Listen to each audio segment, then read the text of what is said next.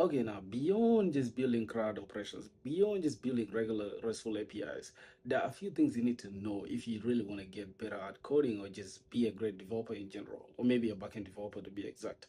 Now, let's say you're building your CRUD RESTful APIs, whatever.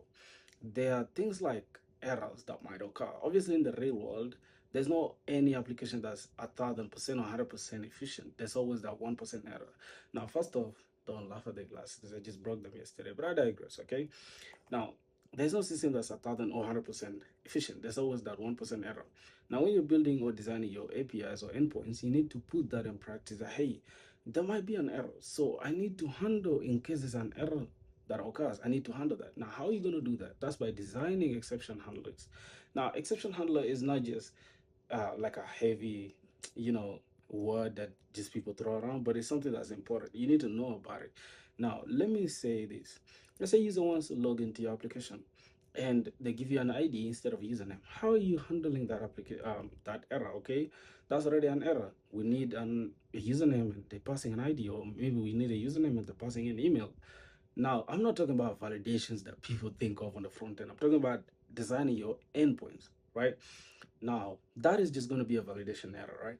But how do you handle that globally? You need to build a global exception handler that is going to throw certain errors or certain messages or certain things when that error occurs. Now, let's say we're designing that. We need to think about a few things, like four things, right? The first one would be the error message. Second thing would be the URI, where's that error occurring at?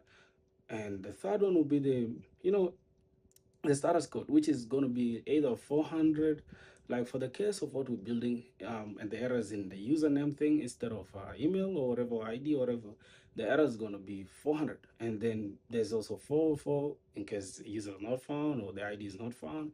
Then there's 500. Now, don't just throw regular generic exceptions like 500 internal server error where we want 400, where the validation error is the one that's occurring. Now, those are things that you need to put in practice, or just like they will just be second nature to you if you keep building APIs that are like scalable and you want to be great at building backend APIs. Now, that is what I'm gonna say about like exception handling and all that. That's just gonna differentiate you between a regular developer and somebody who just knows what to do. All right. So yeah, if you wanna know more, let's get it, man.